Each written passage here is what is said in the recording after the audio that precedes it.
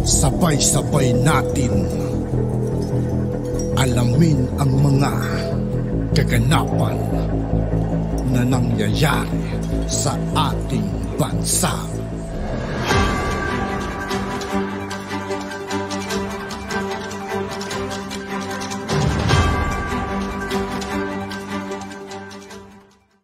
Yo, what's up mga kaibigan? This is I2K po again. Ngayon, nandito naman ulit tayo sa channel ni Pinas Viral News. Dito naman ulit tayo magbibigay ng komento at reaction. Kaya samahan nyo guys, let's go!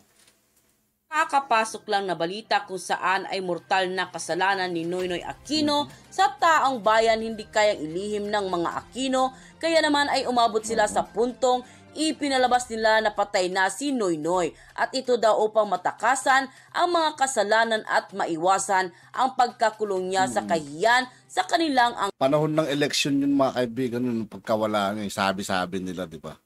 Nung tumatakbo si Tatay Digong, magkalaban si Mar Rojas nun, tapos Tatay Digong sinabing, siguro naamoy na sigurong matalo si Mar Rojas nun, kaya sinabi nila yun. Angkan. Pero bago ang lahat mga kababayan, kung bago ka pa lamang sa channel namin, sa lahat ng hindi pa nakasubscribe mga kaibigan kay Pinas Viral News, mag-subscribe na po tayo at huwag nyo rin pong kalimutan mag-subscribe dito sa aking channel. Ay huwag mong kalimutang mag-subscribe at pakiclick na din ang notification bell para mas maging updated ka pa lalo sa lahat pa ng bagong videos na i-upload namin. At yun na nga mga kababayan, muli na ngang nahimay kung ano-ano ang naging kasalanan ni Noynoy Aquino noong siya pa ang ating Pangulo. Kasama na dito ang tungkol sa Yolanda funds na ibinulsan nila ang budget at ang ilang mga pera ng gobyerno na hindi maayos na nagamit ng... Grabe nga talaga mga kaibigan, Yolanda nun.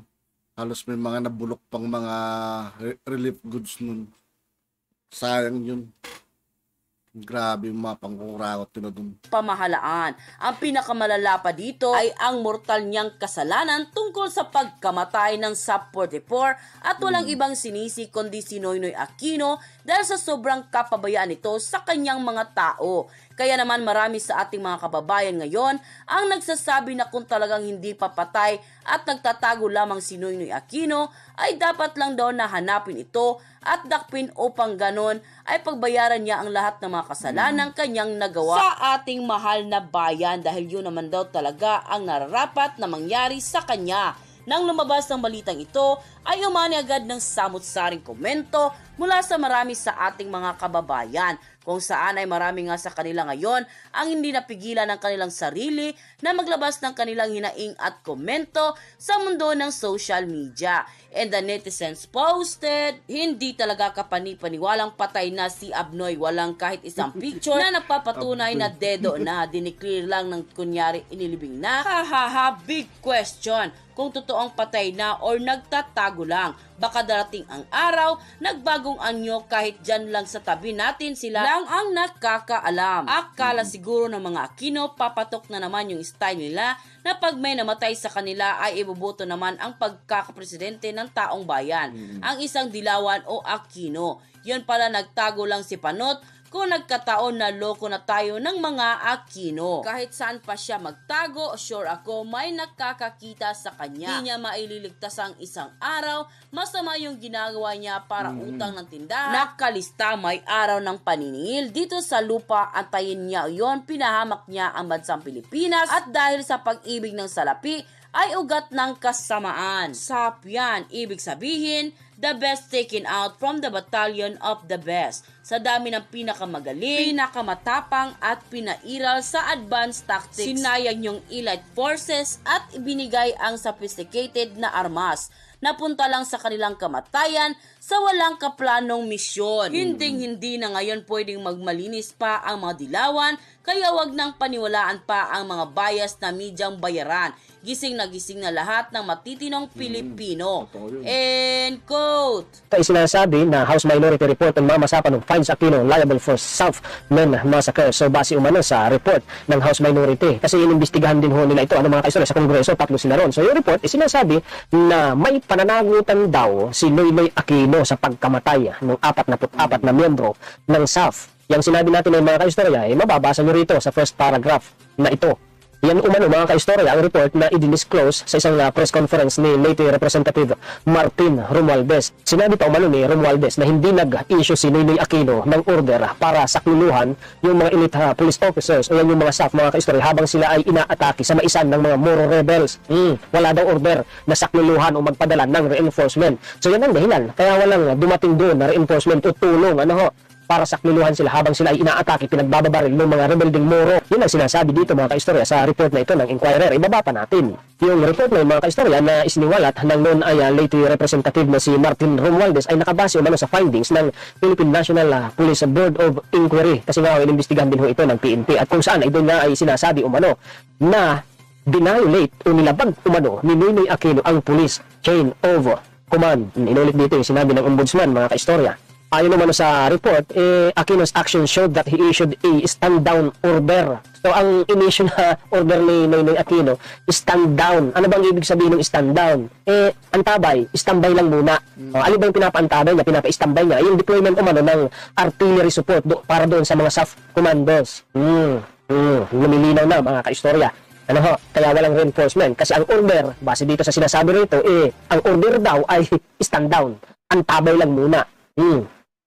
Sinabi pa umano sa report na si Aquino daw umano ay nasa Zamboanga City noon. At nung mga pagkakataon yun, nangyayari nga yung mamasapa no, nagbabarila na. Pero hindi daw umano miniting o pinulong ni Noynoy Aquino yung kanyang mga top commanders at security officials para umano tulungan yung mga elite cops o yung mga SAF doon sa mamasapa no. Mayroon pa dito sinasabi mga kaistorya na sa halip umano na linawin yung mga nakita umanong mali doon sa Upland Exodus. Ang ginawa umano na nila Secretary Rojas, Deles at Peace Chair Ferrer, nagkaisa umano sila. Yun ang pinapahiwatig dito mga kaistorya, pinapaliwanag lang natin. Nagkaisa umano sila na pagtakpan si Presidente. Ang tinatawag dito na President, si Noynoy Aquino at yung administrasyon ni Noynoy Aquino, siyempre, ang binabanggit dito, the administration. At ang MILF from assuming responsibilidad sa mamasapa na tragedy.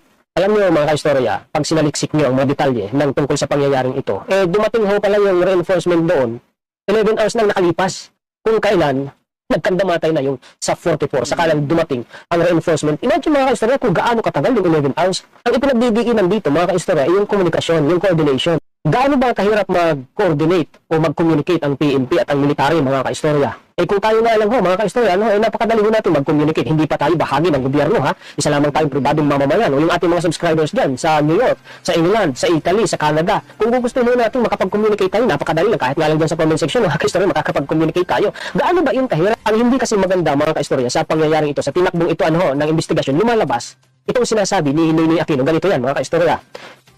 You are the President of the Philippines, and at the same time, you are the Commander-in-Chief of the Armed Forces of the Philippines. All the branches of the Armed Forces of the Philippines are under your command. Kapag inutos ba ng isang presidente, halimbawa, sa sino mang opisyal ng PNP na involved sa pangyayaring iyan, mga kaistorya, kung inutos ba ng presidente, halimbawa, sinabi ng presidente, makipag-coordinate ka doon, kapalagay niyo ba hindi susunod yung taong inutusan ng presidente? Kapag hindi siya sumunod, mga kaistorya, alam niyo kung anong posibleng mangyari sa kanya?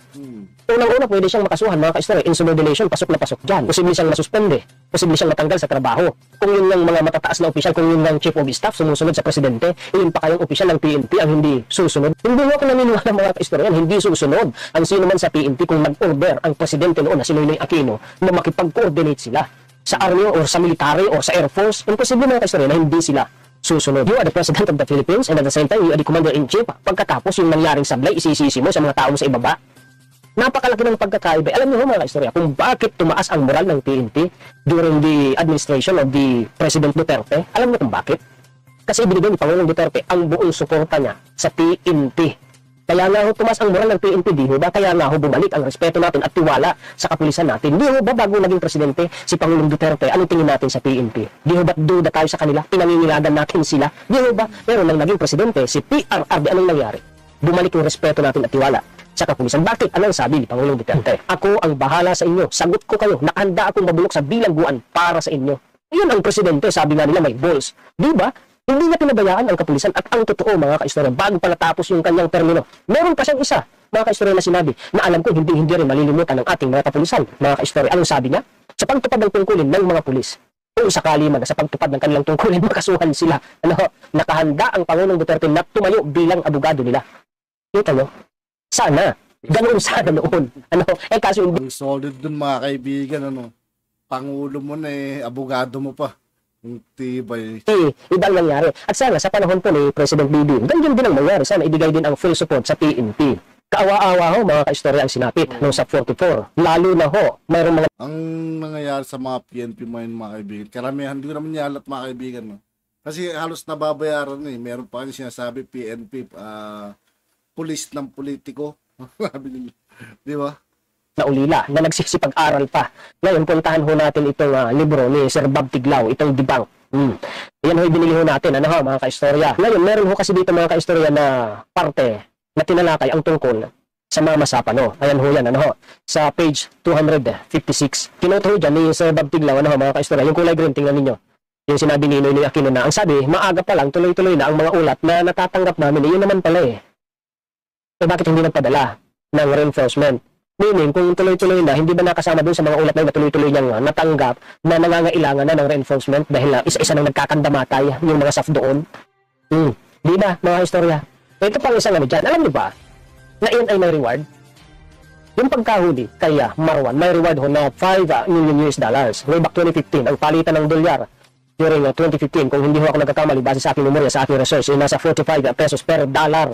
Kung 45 pesos per dollar, yung $5 million mga kaistorya, nagkakahalaga ho ng humigit kumulang 225 million pesos. Napakalaki nun. Napakalaki nun. Ngayon, ang sabi ng Senado sa pamamagitan ni Cayetano na yung $5 million na yun, dapat umano'y mapunta sa mga SAF na siyang kasama sa operasyon doon na nangyaring Mama Sapan Flash. Hindi lang para doon sa SAF 44, pati na doon sa mga natirang buhay. Ano ha? Ngayon, ang problema, itong pecha na ito, February 8, 2015. Taong 2016, mga kaistorya, hindi pa pala ipapamigay sa SAP 44. Paano natin nasabi? Ito yan, mga kaistorya. Dito sa dito sa isang report na ito. Ito, Edge Davao. Sabi dito, Davao City Mayor Rodi Duterte has urged those responsible for Mama Sapano Maguindanao raid last year to disclose who claimed the $5 million reward offered for the capture of international terrorist Zulkifli bin Abdul alias Marwan and how it was divided. Tinatanong na ngayon kung nasaan na. At yun na nga mga kababayan, At yun nga po mga kaibigan, dito po nagtatapos ang ating reaction video. Muli ako po si I2K ng Sundalo ng Dunggalo at 811. Maraming salamat sa patuloy na pagsuporta. Yeah, peace out.